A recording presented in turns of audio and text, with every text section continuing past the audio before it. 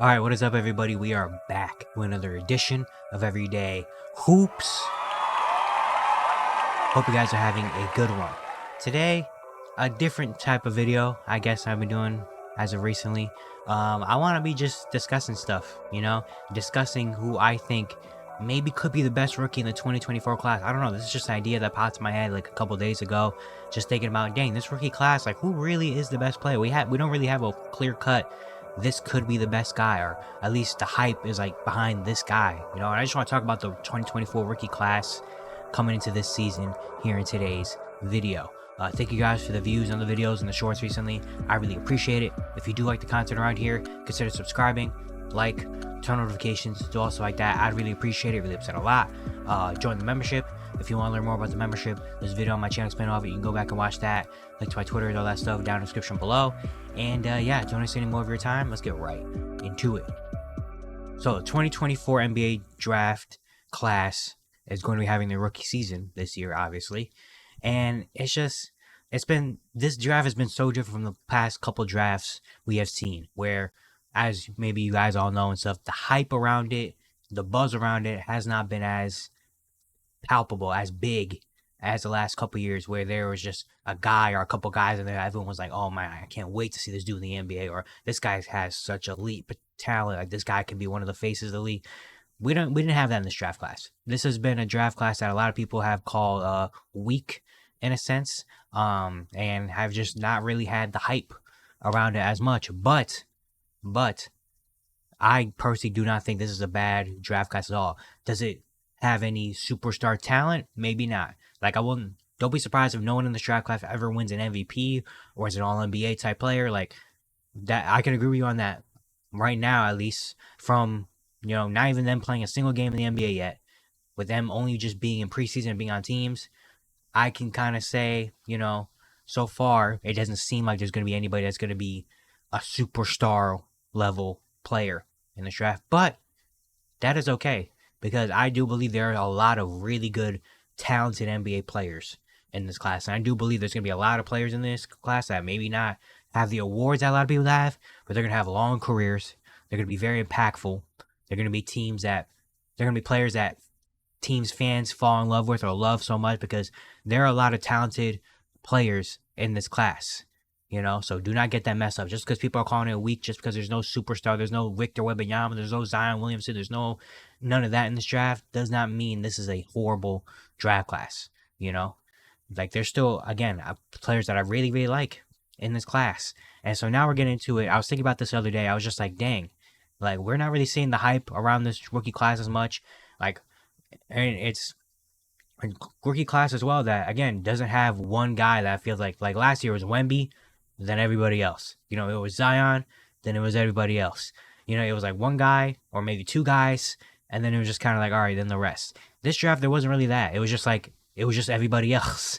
Like, we didn't know who the number one pick was going to be until like maybe a couple of days earlier, and that's only because one of the dudes that was going to be number one pick said, I don't want to be the number one pick. I don't want to go to Atlanta. I want to go to Washington. So yeah, so I want to just talk about what I think this rookie class can be. If you don't know, I'm looking over here because I have the full draft and everything lined up right here. So that's why I'm looking this way. But yeah, I just want to go through who I think maybe could win Rookie of the Year, and maybe who I think can be some of the best players in this class in the future, and all that stuff. So yeah, I guess that's what we're going to do. The number 1 and number 2 overall pick, Zaccharie Risache and Alex Sarr. Those are two guys I feel like NBA fans have not really been super, like, excited for. Like, usually number 1, number 2 overall pick, these are guys that people are like, oh, these are the guys. Of course, this draft is kind of different than a lot of other drafts, but I feel like people haven't really loved Risache and Sarr yet. They haven't really grasped onto who they are and what they could be and all that stuff. People have been more excited about Zach Edey as the number 9 pick, Stephon Castle as the number 4 pick, Rob Dillingham the number 8 pick. Like, even Khalil Ware the 15. Like, people have been more excited about mid to late lottery picks than the number 1 and number 2 overall pick. Which is, I mean, not something you see that often. But in this type of draft class, especially when the top 2 picks are guys that didn't play college basketball, didn't play in the U.S., or from, overseas international basketball, where we can't see that often, it kind of makes sense And it's not a guy like Wemby, who the NBA was posting Wemby daily, all the time, even before he got into the NBA. They didn't do that with Zachary or Alex Sarr. So I understand that people aren't really just as familiar with those two as a lot of people are. But I do think those guys are going to be really, really good players. And you saw it in preseason already. You've seen flashes of it. Alex Sarr had his first preseason game against Toronto. He hit a couple threes. He had 15 points. I'm recording this before the game they play tonight.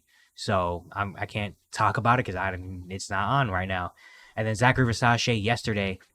Well, I'm recording this on, if you don't, I'm recording this on Wednesday, and it's dropping on Thursday. But Zachary Versace in his preseason debut, 18 points, and he looked really good. 7 for 9 shooting. He had a couple 3-pointers. I like the way he's moving off the ball and just getting to his spots. He wasn't afraid to get to attack the basket. Like, it looked really, really good, Now, do I think either of these two are going to win Rookie of the Year? I honestly don't really think so, just because of the situation they're in. Like Atlanta, Zachary Versace, he has a lot of people around him. He has Jalen Johnson, he has DeAndre Hunter, Trae Young. He's gonna have the ball in his hands a lot. He might not start right away, so I don't understand. And he's not gonna have it. He's not gonna take 15, 16. He's not gonna take that many shots per game. So when he does get his shots, it's gonna be here and there. So I don't expect Zachary Versace to win it. Alex Sarr has a better chance than Zachary, I think, to win it. But also the Wizards are gonna be god awful this year, so he might get some numbers that look decent, but I don't know if it's just going to really translate.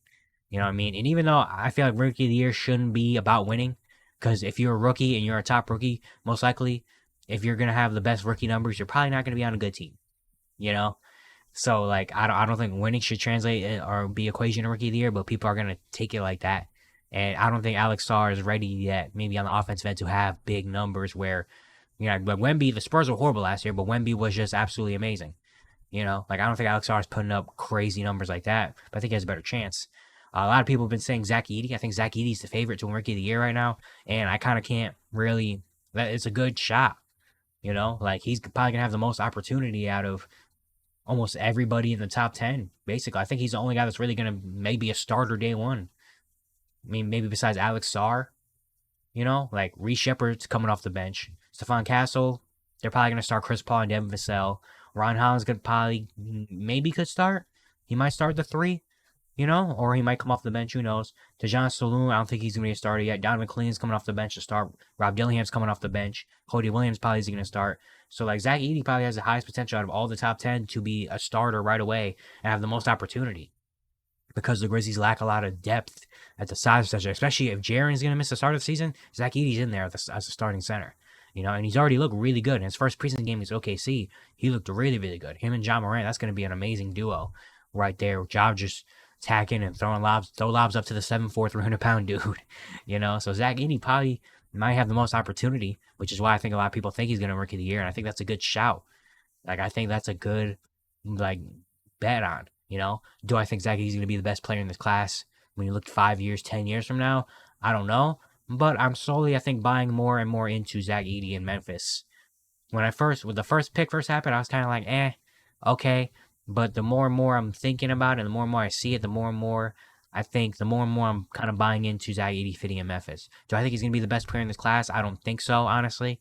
But I think he can maybe have the best rookie season, have the best start to his career out of everybody else in this draft class. Another guy that apparently a lot of people love is Reece Shepard. I mean, like, it should be, because Reece Shepard had a really good summer league. I think he's a really, really good player. I think he fits in really, really well in Houston. A lot of GMs, the GM survey came out yesterday, and a lot of it was talking about rookies. Reece Shepard is one of the first names out of every GM's mouth. People love Reece Shepard. There's a report that's saying there's a lot of stuff about Reece Shepard and hyping up Reece Shepard, which I think it should be. Reece Shepard is really, really, really good. I think he's just a really sound basketball player. Wherever he goes, he's going to fit in. Whatever role he's put in, I believe he will do well, And depending on what happens over there in Houston with the young core, Reece Shepard could be a big key to this young core. And I think he has a good shot of winning Rookie of the Year as well. He might not have the opportunity Zach Edey has as a starter or anything like that. He probably will be like the 7th or 8th man to come off the bench.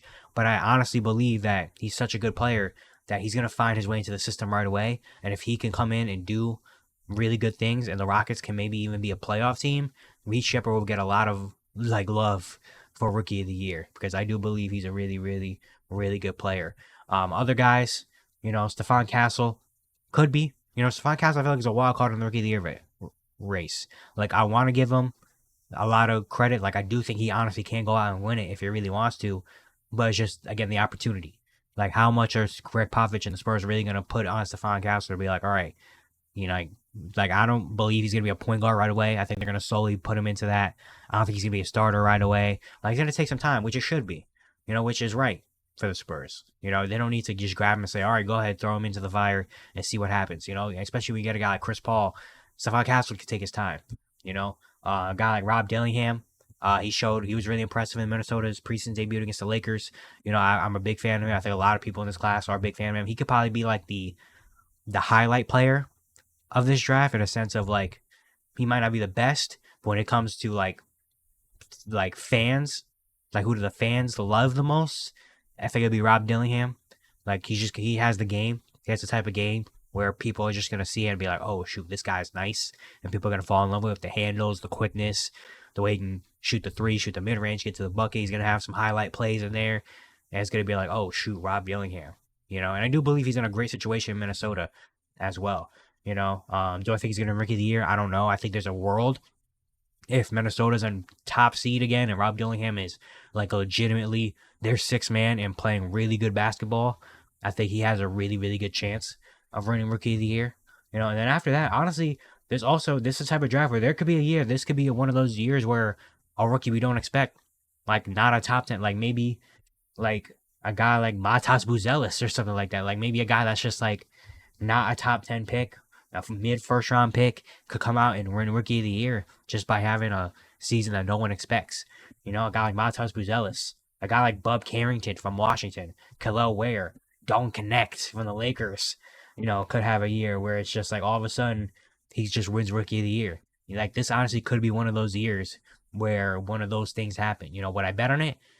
Maybe. I don't know. Again, I think we have to wait till in season to really see what these guys' role is, because all these guys have been playing in preseason, obviously, but preseason and the NBA season, very different things. But now we go to who do I think can be the best player in this class in terms of, you look 5-10 years from now.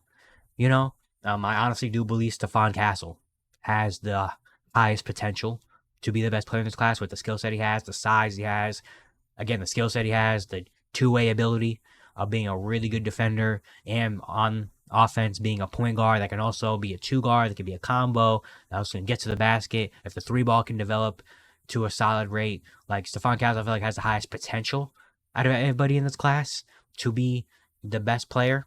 And if I had to put money on who I think the best player in this class will be when we look in 2029 or 2030, and we look back at 2024 class and say who's the best player, I would put my money on Stephon Castle. Honestly, especially being in the Spurs organization, being with Victor Wembanyama, like I do believe, I think it could be Stephon Castle. But I think there's a lot of other players that have good chances. Ron Holland is another guy that I think a lot of people have a lot of stock in.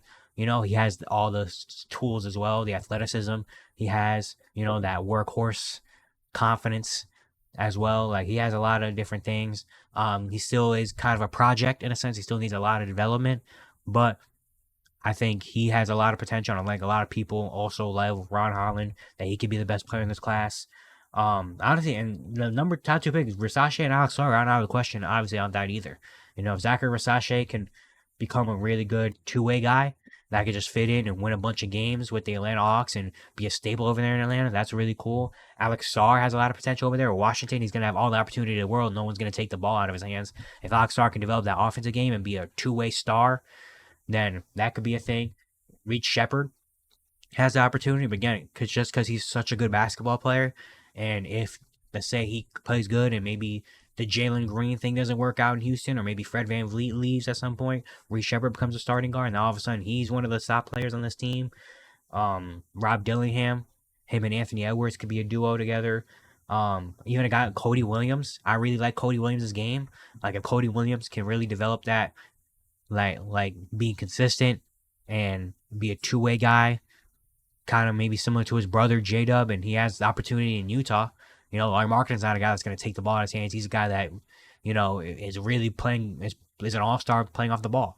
So Cody Williams, Montas Buzelis, again, in Chicago, I think he's going to have a lot of opportunity over there in Chicago, and if he can get stronger and really become a finished product soon. He has a lot of tools and potential to be a top guy like that. You still got a guy like Nikola Topic, who's in OKC, who at one point before his injury was a top 5, maybe top 3 pick in this class as a point guard. Bub Carrington, I really like Bub Carrington. He has a type of game that he could become one of the star players in Washington. Khalil Ware in Miami. I don't know if he'll ever be star talent because him and Bam, but if him and Bam become a good duo, Jerry McKinnon don't connect. I don't think those guys are ever going to be stars or anything like that, but those two are just going to be really, really good, like complementary players already both on, Lakers should be a good team, but Jerry McKinnon on the Sixers, like those guys could be fit guys. And then maybe you have maybe a wild card. Maybe a guy like Keyshawn George, also in Washington, has a potential ability. Maybe he comes out of nowhere and blossoms into something. Isaiah Collier in Utah. Before the season started, he was probably considered one of the a top 5 pick before he started his season at USC. And he fell all the way to the 29th pick. If Utah can develop him and he's one of the guards of the future, then okay, that could be a guy. Kyle Filipowski as well. Like there's just so many guys in this class where they have potential to be a really, really good player. So I just been sitting here thinking like, man, who's gonna be like when we look back in a couple years, when we look back at this draft, how will we look back at this draft? Will we be like, oh man, like there's a lot of really good talent in this draft. Maybe not superstar talent, but there's a lot of guys that was like, dang, that's a hit. Like all these teams kind of hit and found something with these picks. Are we going to look back at it like that? Or are we going to look back at it and be surprised and be like, wow, a lot of these guys turned out even better than what we thought. Like we didn't think there was going to be an MVP, but all of a sudden, we didn't think there was going to be an all-NBA type player, but all of a sudden, Stephon Castle became an all-NBA third team type of dude or something like that. Or are we going to look back at this draft and be like, it'd be like, like we didn't really get a whole lot of greatness, and this would be a class to forget. How we look back on it. At this point right now, again, it doesn't really matter about it right now because, again, these guys haven't even played a single official NBA game yet. So this is a lot of talk about the future and all that stuff. And honestly, even after the rookie year, I don't think anything will be established either. Like we've seen so many people come out and have great rookie years, and then it kind of sputtered out. Or guys that didn't have a good start to their career, and all of a sudden they rose up to the top. Like after 1 year, we're not going to know either. It's literally going to be something we just have to watch and wait for the rest of their career.